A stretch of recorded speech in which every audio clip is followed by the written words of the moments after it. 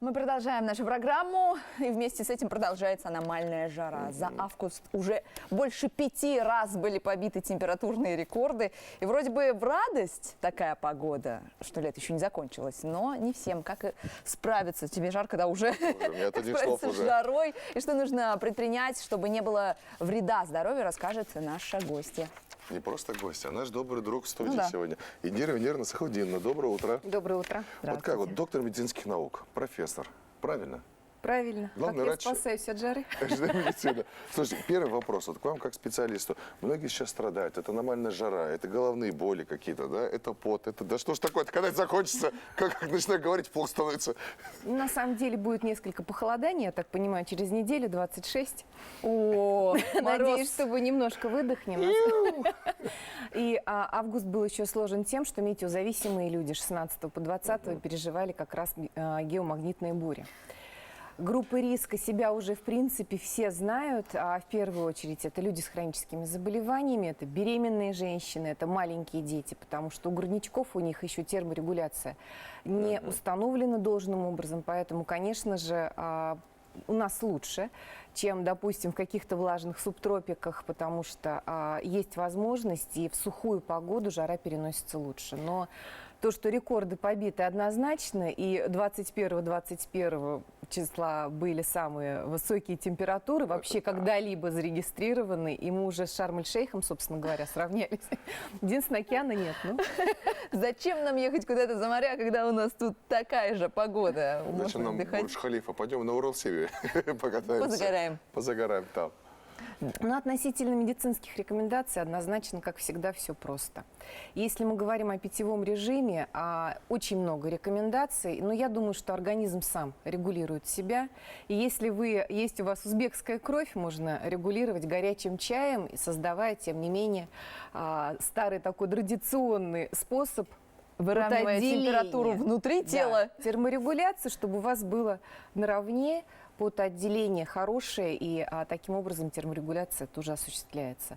Возможно, самое главное избегать теплового удара. Если же он произошел, то необходимо оказывать экстренную помощь, положить человека как можно ниже, буквально на пол, поднять ноги и приложить уже на точке пульсации холодную все, что найдется в холодильнике, избегая прямого контакта. А как понять тогда сразу, сейчас просто чтобы было более понятно, как понять, что у человека или, допустим, или у тебя начинает заговариваться, и буквально обращение к нему, как тебя зовут, сколько тебе лет, и если увидите, что человек путается, это первые признаки теплового удара в том числе. То есть в тот момент, когда я буду вставать и говорить, какая-то я нетипичная Юля. Возможно, тепловой удар у меня. По поводу питьевого режима предпочтение следует отдавать все-таки простой, обычной воде, даже не газированной. Если же соки, то, наверное, все-таки фреши. Если консервированные соки, то тоже разбавляйте их водой, но ни в коем случае не пить ледяную воду, потому что организм перегрелся, да, и если мы ледяной воды добавляем, то мы еще можем иметь риски заболеть ОРВИ. Что сейчас супер не актуально и опасно последствиями, что да у вас будут воспринимать человеком заразным. На улице плюс 37, а ты ходишь со соплями, с кашлем и общим недомоганием. Да, у меня еще и имя путаешь. По поводу питьевого режима, вы сказали, чистую воду стоит пить, а если действительно было очень жарко, очень долго, и человек потерял много жидкости, вместе с этим соли, нужно ли добавлять какие-то особенные препараты? Ну, по поводу солей, в принципе, да, потому что она задерживает жидкость, но из поливитаминов, которые рекомендуют врачи, конечно же, это наша королева аскорбиновая кислота, калий, магний, потому что первым признаком обезвоживания, в том числе и болезненность в икроножных мышцах. Да, когда сводит, когда тяжело. И когда пробегает 25 километров. И тогда тоже. Действительно, да. В жару. Да. Не очень. Кстати, вот что в жару делать категорически нельзя? Категорически нельзя находиться на прямом солнце без головного убора и заниматься активной физической работой, в том числе в саду. Поэтому пенсионеры, особенно конечно же, головой, однозначно должны контролировать свое артериальное давление. И если пациент в течение нормального да, дня или регулярно принимает какие-то препараты, которые направлены, например, антикоагулянты, против свертывания крови, потому что уменьшение жидкости в организме приводит к сгущению крови. Сгущение крови приводит к тромбозу, к инсультам, инфарктам, ко всем этим осложнениям.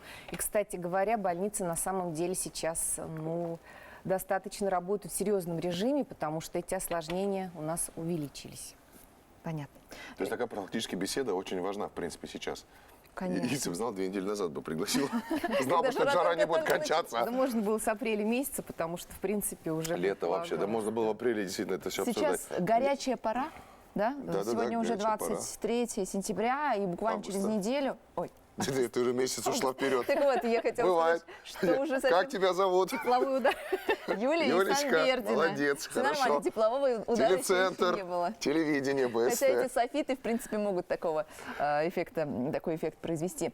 У меня вопрос по поводу 1 сентября. То есть совсем скоро уже школьники отправятся начинать учебный год, и понятно, что они тоже от жары страдают. Вот как помочь ребенку своему, школьнику, дошкольнику пережить это время? Они же еще активные очень. Да-да-да, легкая одежда, головной убор и еще раз отсутствие открытого солнца. По поводу кондиционеров, на самом деле, это бич у нас люди любят либо очень холодную ледяную воду, либо ледяные кондиционеры. Поэтому разница температур должна быть не больше 7 градусов. Мгм. То есть если на Организм улице не 37, должен переохлаждаться. И огромный привет нашим ЖКХ, которые отключают нам еще горячую воду. Ледяной душ категорически противопоказан, если организм у нас с вами перегрет, потому что происходит резкий спазм сосудов, и здесь тоже может возникнуть ряд серьезных осложнений в виде таких шоковых реакций, вплоть до летальных исходов. Поэтому никаких крайностей, естественно, допускать мы с вами не должны. То есть если человек в жару отправился купаться в прохладное озеро,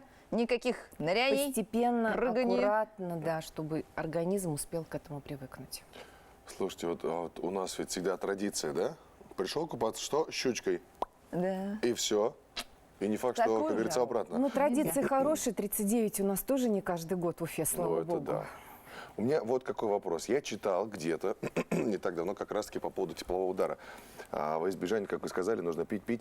Но нужно ли пить очень много, либо наоборот, нужно пить дозированно? Потому что, допустим, я по себе знаю. Ходишь, литрушку нашел, я воды имею в виду сейчас, и, как говорится, да, выпил ее все, и пошел, и ходишь, потеешь, да, скажем так. Ага. Насколько это хорошо для организма? Это тоже нагрузка, воду ведь надо переработать, выделить. Да. Очень много мифов по этому поводу. Еще раз говорю, организм самый лучший регулятор. Где-то есть и медицинские рекомендации, как всегда научно обоснованные, о том, что нужно насытить организм с утра, с 7 до 10 часов выпить максимальное количество воды. В других рекомендациях пить каждый час 200 миллилитров воды. В принципе, сам организм знает, как ему нужно, но самое важное, чтобы общее количество жидкости в сутки было достаточно для того, чтобы избежать Это сколько обезвоживания примерно достаточно? организма. 1,5-2 литра? До 3. До 3 литров такой До 3. Если обычно идет 30 миллилитров на килограмм веса, то в жару до 40 миллилитров. Так, и сразу пояснение всем, кто нас смотрит. Друзья, жидкость, касательно которой нужно выпивать 3 литра, это вода.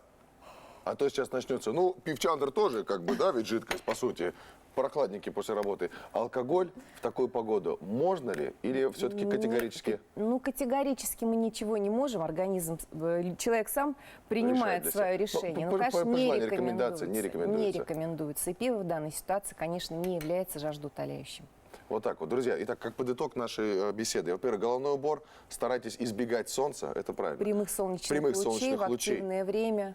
Да, потому что с 12 до 4. как можно избежать солнечного удара? Не начинайте драку с солнцем. Поэтому прячьтесь в Сидите в теньке. тенечке. Да, сидите в тенечке. Есть возможность выходить из дома, лучше посидите дома в прохладной где-то, да. Избегать Не активных получается. физических нагрузок. Бегите в баню. Не топите, а просто бегите туда. Там всегда темно и прохладно. Да, это я по своей памяти знаю. Вот. И плюсом ко всему пейте очень много воды, порядка 3 литров, да.